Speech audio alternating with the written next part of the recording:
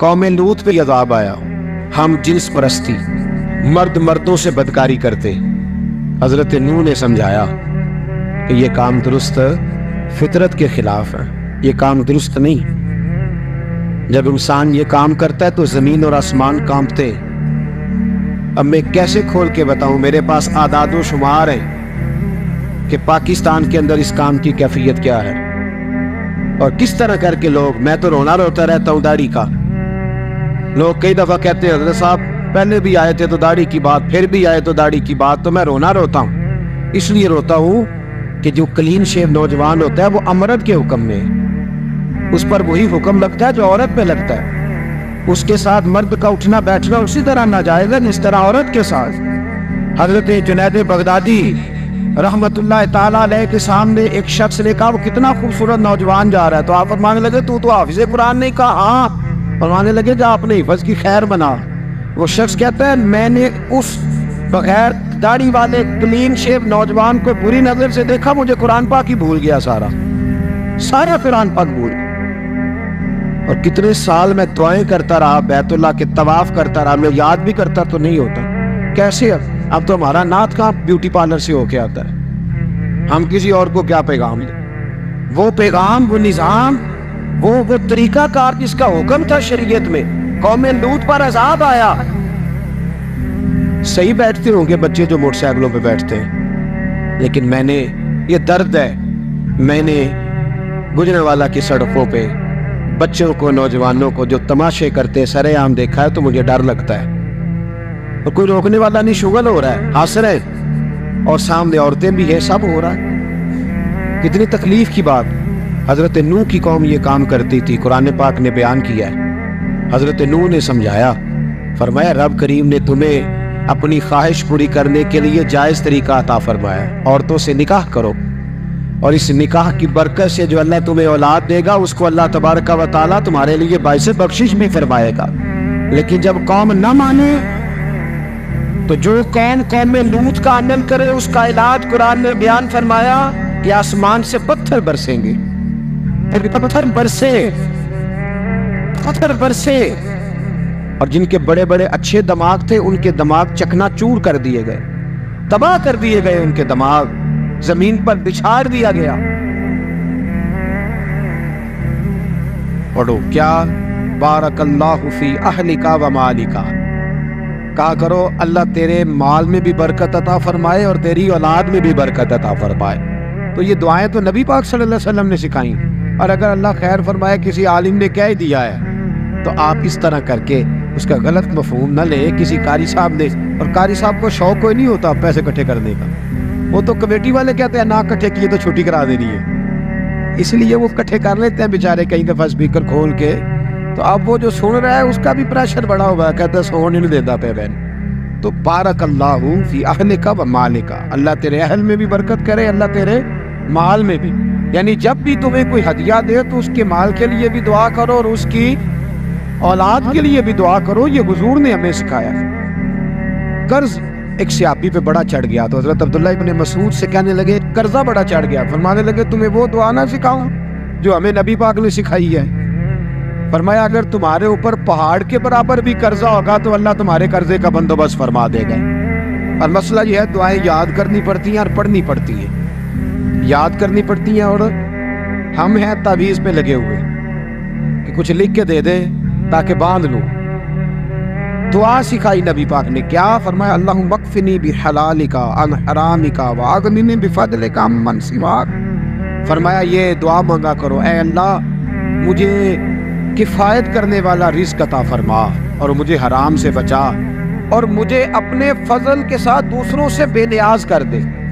یعنی اس کا سادہ ترجمہ یہ ہے کہ اللہ بندوں کا محتاج نہ کر، مجھے اپنا محتاج۔ فرمایا یہ دعا پڑھو ادائے قرض کے لیے، ادائے قرض کے لیے یہ دعا پڑھو، اللہ تبارک و تعالیٰ پہاڑ کے برابر بھی قرضہ ہوگا تو تمہیں اللہ اس سے نجات عطا کر دے گا۔ نبی پاک صلی اللہ تعالیٰ علیہ وسلم نے ایک حدیث میں غصے کی دعا بھی بتائی ہے۔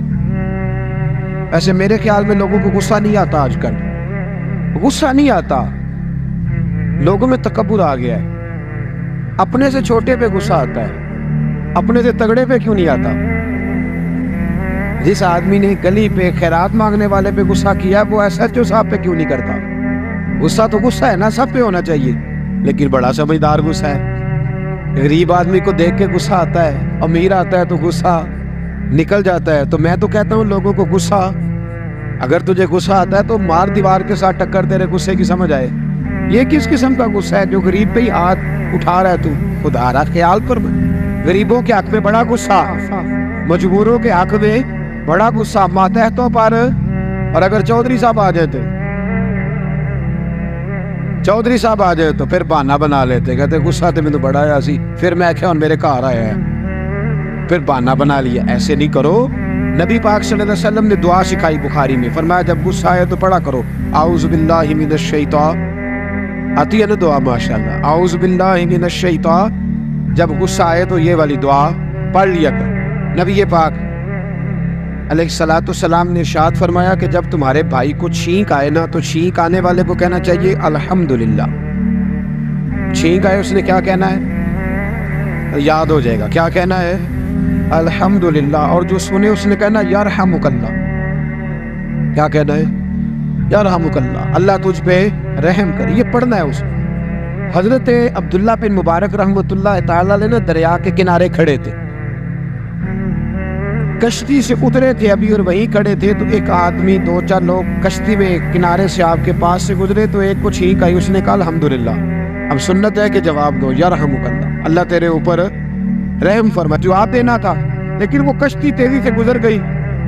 حضرت عبداللہ بن مبارک رحمۃ اللہ تعالی علیہ نے ملاح کو بلایا، فرمانے لگے اس کشتی کا پیچھا کرنا ہے۔ وہ کہنے لگا سواریاں بیٹھیں گی تو جاؤں گا۔ اس زمانے میں جو پوری کشتی کا ایک سائیڈ کا کرایہ تھا وہ 5 دینار تھا۔ فرمانے لگے تو نہ اس طرح کر، اسپیشل مجھے لے جا بٹھا کے۔ کیا لے گا؟ اس نے کہا 20 دینار لوں گا۔ فرمایا 20 ہی دوں گا۔ اس کشتی کا پیچھا کیا اور جس آدمی کو چھینک آئی تھی نا اس سے جا کے یرحمک اللہ کہا، اس نے جواب میں جزاک اللہ کہا، تو آپ فرمانے لگے میرا کام ہو گیا، واپس چل۔ ملا دنیا دار تھا، وہ سوچنے لگا، پہلے تو اس نے سوچا میرا کیا ہے، 20 دینار تو ان کے گئے ہیں، لیکن جب اترنے لگے نا تو 20 دینار دیے یا 20 درہم دیے، تو وہ کہنے لگا حضرت جی صرف ایک لفظ کہنے کے لیے آپ نے اتنا پیسہ خرچ کر دیا؟ فرمایا لفظ کہنے کے لیے نہیں، اپنے مصطفیٰ کی سنت ادا کرنے کے، اپنے نبی پاک علیہ السلام کی سنت ادا کرنے کے لیے۔ یرحمک اللہ، اللہ تیرے اوپر رحمت کرے۔ کس طرح کا خوبصورت انداز سکھایا۔ دیکھیے ایک حدیث ترمذی شریف میں نبی پاک صلی اللہ علیہ وسلم نے فرمایا کسی بیمار کو دیکھ کے یا کسی مصیبت میں مبتلا آدمی کو دیکھ کے تم یہ دعا پڑھ لو، تمہیں کبھی وہ مصیبت نہیں آئے گی۔ کیسی خوبصورت دعا ہے۔ کسی مصیبت زدہ کو بیمار کو دیکھ کے پڑھو، تمہیں کبھی وہ مصیبت الحمدللہ الذی عافانی مما ابتلاک بہ وفضلنی علی کثیر ممن خلق تفضیلا۔ اللہ تعالیٰ کا شکر ہے جس نے مجھے اس مصیبت سے عافیت دی اور اس بیچارے کو یا تجھے اللہ نے مبتلا کیا، اور اللہ نے مجھے اپنی بہت ساری مخلوق پہ فضیلت دی ہے، یعنی اللہ نے مجھے بڑا اچھا رکھا ہوا ہے یار، میں تو الحمدللہ بڑا اچھا ہوں، دیکھو بیچارہ۔ یعنی یہ دعا بھی ہے اور اپنے اوپر شکر ادا کرنے کا ایک اعلیٰ حضرت فاضل بریلوی رحمت اللہ تعالیٰ علیہ کو نا گلے کے اندر چھوٹی چھوٹی 2 پھنسیاں نکل آئی، تو اس زمانے میں طاعون کا مرض پھیلا ہوا تھا۔ ایک بڑے قابل حکیم کو لایا گیا، انہوں نے چیک کر کے کہا آپ کو تو طاعون ہو گیا ہے، فرمانے لگے چل دوڑ جا، مجھے طاعون نہیں ہو سکتا۔ اس نے کہا جناب یہ گلے پہ بنا ہوا ہے اور سب کو پتہ ہے آج کل پھیلا۔ فرمایا سب کو ہو سکتا ہے، مجھے نہیں ہو سکتا۔ کیوں؟ فرمانے لگے ایک بندے کو طاعون ہوا تھا تو میں نے اسے دیکھ کے وہ دعا پڑھ لی تھی جو نبی پاک نے بتائی ہے، لہذا حضور کا فرمان ہے تو مجھے ہر بیماری آ سکتی ہے پر یہ بیماری آ سکتی۔ وہ شخص کہنے لگا جی منہ میں بھی گلٹیاں چلی گئی، کھل نہیں رہا، کیا ہوگا؟ اعلیٰ حضرت نے کالی مرچ منگوائی، اسے پیس کے زبان کے نیچے رکھا تو ساری بیماری دور ہو گئی۔ اور ماننے لگے بلاؤ نہ ذرا اس حکیم کو جو کہتا تھا طاعون ہو گیا ہے، وہ تو صحیح ہوتا ہی نہیں اتنی جلدی۔ فرمایا ہر چیز بدل سکتی ہے پر میرے نبی کا فرمان نہیں بدل سکتا، میرے رسول پاک علیہ السلام کا فرمان نہیں بدل سکتا۔ تو عزیز دوستو، نبی پاک اب بڑی خوبصورت بات آئی، ساری خوبصورت تھی، بڑی پیاری بات آئی۔ دنیا میں سب سے حسین چہرہ اللہ نے اپنے رسول کو عطا فرمایا ہے۔ نبی پاک کا چہرہ بھی حسین ہے، مکھ چند بدر شاہ شانی ہے متھے چمک دی لاٹ نورانی ہے کالی زلف تے اکھ مستانی ہے مخمور اکھی این مدفری پیارا چہرہ ہے حضور کا جتنا چہرہ پیارا تھا اتنے ہی حضور کے اخلاق بھی بڑے پیارے تھے لیکن میرے نبی پاک علیہ السلام جب آئینہ دیکھتے کیا دیکھتے حضور جب آئینہ دیکھتے ہمارے نوجوان بھی سارا دن آئینے کے آگے کھڑے رہتے کبھی بال اس طرح کے بناتے کبھی اس طرح کے تو میرا کئی دفعہ دل کرتا ہے کہ میں ان سے کہوں کہ تو آئینے کو کہہ رہا ہے جھوٹ بول پر وہ کیسے بولے تو کہہ رہا ہے آئینے کو کہ تو کیا سب سے پیارا تو ہی لگ رہا ہے پر وہ کیسے بولے اس کو تو سچ بتانا ہے ان کو آئینہ جو دکھایا تو برا مان گئے تو میرے عزیز یاد رکھیے گا نبی پاک صلی اللہ علیہ وسلم بھی آئینہ دیکھتے آئینہ دیکھنا حضور کی سنت ہے کوئی سنت سمجھ کے آئینہ دیکھے گا تو ایک دفعہ دیکھنے پر 100 شہیدوں کا ثواب ملے گا لیکن نبی پاک صلی اللہ علیہ وسلم آئینہ دیکھتے کیا کہتے اللہم انت حسنت خلقی فحسن خلقی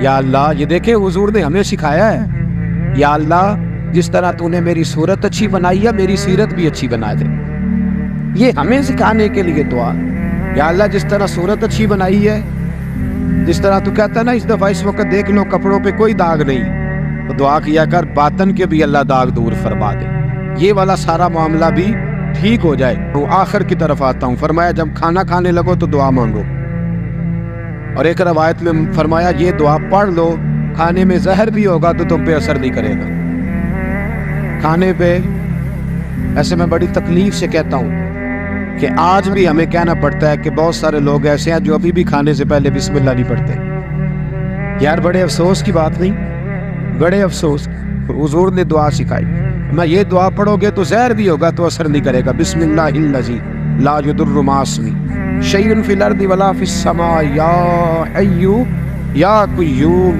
جس کی برکت سے زمین و آسمان میں کوئی چیز بھی نقصان نہیں دیتی اور اے اللہ اے ہمیشہ زندہ رہنے والے اور قائم رہنے والے یہ نبی پاک علیہ السلام اور ایک حدیث میں اور بھی دعا آئی ہے بسم اللہ شریف تو خیر بخاری میں موجود ہے مسلم میں موجود ہے بسم اللہ والا برکت اللہ بھی ایک حدیث میں نبی پاک صلی اللہ علیہ وسلم نے ارشاد فرمایا اور جب کھانا کھا چکے پھر کہا دعا